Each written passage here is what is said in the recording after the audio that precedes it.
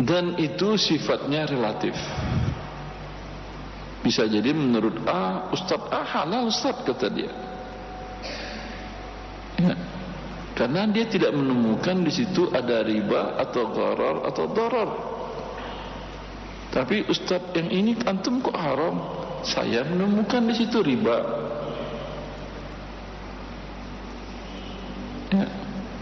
Sama aja tadi kayu itu, atau tadi buah depan rumah lah, kayu makan kayu. Buah depan rumah Ustaz itu makan enggak sakit perutnya Ustaz.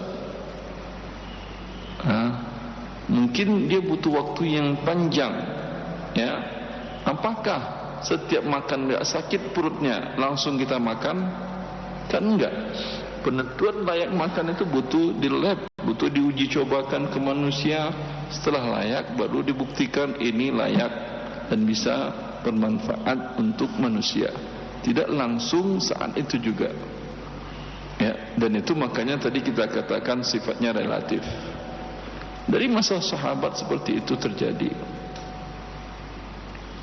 Yang masyhur adalah kisah yang diriwayatkan Imam Malik dan sebagian ashabus sunan tentang Zainab dengan suaminya Abu Mas'ud, di mana Zainab menjual kepada suaminya seorang budak dengan harga 800 dinar. Suaminya beli tapi pembayarannya tunda, tidak tunai, jeda mungkin sebulan, 2 bulan, setahun, 2 tahun.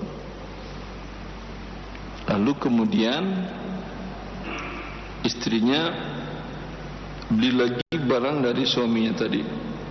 Budak itu ternyata dijual langsung oleh suaminya kepada istrinya dalam majelis yang sama dengan harga yang lebih murah, 600 cash dibayar istrinya. Berarti dalam transaksi ini siapa yang dapat uang? Suami apa istri? Suami. Berapa dia dapat? 600. Siapa yang berkewajiban membayar uang? Suami. Berapa dia bayar? 800. Di waktu yang sama atau tunda? Sama enggak pinjaman riba? Hah? Oh, ini kan jual beli. Ya. Itu yang terjadi. Mereka tidak mungkin sahabat Nabi dua-duanya, karena Zaid adalah, bukan Abu Mas'ud, Zaid bin Mas'ud. Zaid adalah ahlu Badar, ikut perang Badar. Enggak mungkin dia melakukan riba kalau dia itu tahu itu riba. Kan jual beli tidak tunai lebih mahal, biasa aja kan, boleh dalam syariat. Dan istrinya juga sahabiyah, tak mungkin dia akan melakukan riba. Tapi karena mereka tidak tenang, istrinya bertanya kepada Aisyah radhiyallahu ta'ala anha, ummul mukminin, karena Rasulullah telah wafat di waktu itu.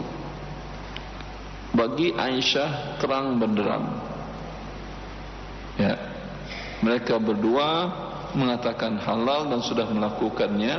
Bagi Aisyah, ini terima 600 cash, bayar 800. Dia lihat ini riba, tapi dikelabui dengan adanya transaksi barang-barang. Tapi kan barangnya berpindah ke yang pertama lagi, direkayasa. Aisyah langsung menjawab dengan perkataan yang berat. Dia mengatakan kepada Zainab, bi'sa ma bi'ti wa bi'sa ma ishtaraiti wa akhbiri Zaidan annahu qad abtala jihadahu ma'a Rasulillah illam yatub.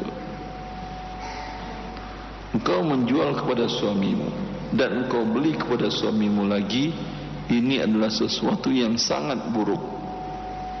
Ini bukan permasalahan halal, tapi sangat buruk. Beritahu suamimu, kalau dia enggak bertobat dari dosa ini, pahala berjihadnya bersama Rasulullah sallallahu alaihi wasallam hapus. Berarti ini dia dosa kecil atau sangat besar? Sangat besar karena mengelabui syariat Allah. Merekayasa yang haram menjadi seolah-olah halal. Tapi mereka enggak sadar.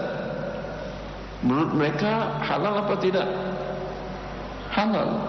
Tapi menurut Aisyah ini murni riba dan pengelabuan dan hukumnya haram. Cepat bertobat. Jelas. Karena itu, lalu kalau relatif kita mau bertanya ke siapa Ustaz? Kan tidak ada kepastian Ustaz A pasti benar, Ustaz B pasti salah, Ustaz C pasti remang-remang. Kan nggak ada kan ya? Kan wahyu sudah terhenti. Maka dalam memilih seperti itu, para ulama kita mengatakan, pilihlah yang paling alim dan paling wara' dan paling takwa kepada Allah, dan berhati-hati dalam memberikan jawaban sehingga Anda selamat. Ya. Dan minta kepada Allah agar Anda dipertemukan dengan ulama tersebut yang jawabannya menenteramkan jiwa Anda. Karena terkadang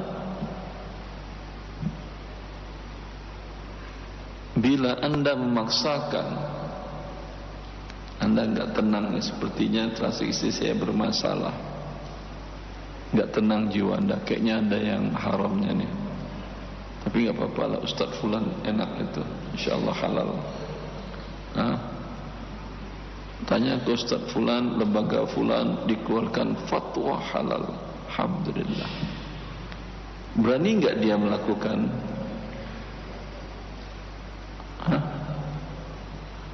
Jiwanya nggak bisa dia bohongin. Iya sih halal. Ya udah dia aja tanggung jawab. Kan dia udah ada fatwa Ustaz Fulan halal. Udah dia tanggung jawab ke Allah. Saya akan disuruh ngikutin para ulama. Saya udah bertanya, jawabnya halal, dia tanggung jawab kepada Allah. Biasanya hati Anda tetap berkata-kata, kayaknya Ustaz ini nggak benar ini. Tapi Anda nggak bisa jawab. Ya, ada kasus yang saya alamin di buku Harta Haram Muamalah Kontemporer yang saya tulis. Saya menjelaskan hukum pajak kontemporer. Lalu datang salah satu kepala kantor pajak. Saya tidak sebutkan daerahnya karena dia kepala kantor, nanti antum cari ketemu namanya. Kemudian dia datang ke kantor saya dan berkonsultasi. Ustaz, saya kepala kantor pajak di ini. Baik Bapak. Ustaz, saya tahu Ustaz mengharamkan bekerja di kantor pajak, menarik pajak, dan Ustaz mengharamkan pajak. Betul Pak. Tapi kan masalah pajak haram itu ada perbedaan pendapat para ulama Ustaz. Saya jawab, ya udah Bapak tanya aja ke hati Bapak. Kalau menurut Bapak halal karena fatwa ulama, ya terus saja. Enggak Ustaz, belum tenang jiwa saya kalau Ustaz belum jawab halal. Demi Allah Bapak, 1000 kali saya ucapkan di depan Bapak, kerja di kantor pajak, pajak adalah halal, halal, halal. Pajak adalah halal, kerja di kantor pajak adalah halal, halal, halal, halal. 1000 kali Bapak. Itu hati Bapak tidak akan berubah. Karena hati Bapak itu kasih sayang Allah yang ada pada jiwa Anda.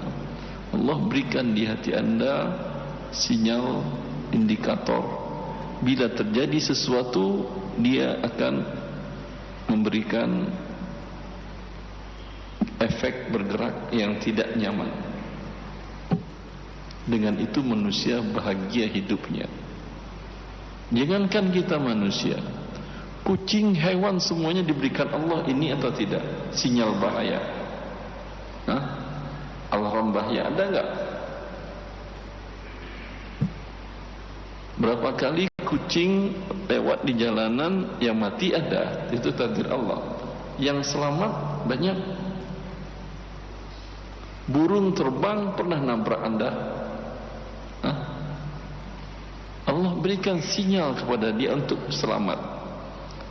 Karena mereka tidak ada taklif, beban halal haram, dosa dan pahala, Allah tidak berikan sinyal dosa dan pahala kepada mereka. Tapi karena kita manusia menyandang amanah untuk melakukan ketaatan kepada Allah dan menghindari maksiat, kita diberi Allah indikator hati. Tapi satu saat indikator ini akan berhenti manakala sudah bebal. Itu yang dikatakan Nabi kalkuzil,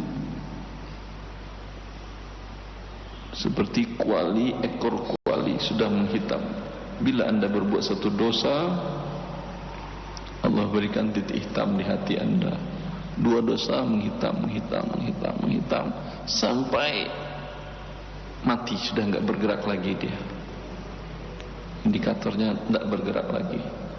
Sama kayak mobil Anda, ada indikator panas gitu kan ya. Mati dia sudah. Berarti siap-siap aja mobil terbakar kapan pun juga.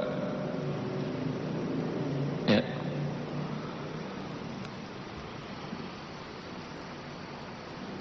Kalkuzil mujakhiyah, kata Nabi SAW. Bila dia bertaubat, maka itu karat-karat yang menyelimuti hati habis, sehingga indikatornya bergerak. Ini kasih sayang Allah kepada kita. Ya, maka tidak bisa itu dipermainkan dengan fatwa fulan halal, fatwa fulan haram, enggak. Dia hanya bisa bergerak bila sesuai dengan apa aturan yang Allah sudah tentukan. Ya, saya kira pembukaannya terlalu panjang. Ya, silahkan antum yang mau bertanya, berdiskusi, mana yang ingin ditanyakan. Ya, silahkan.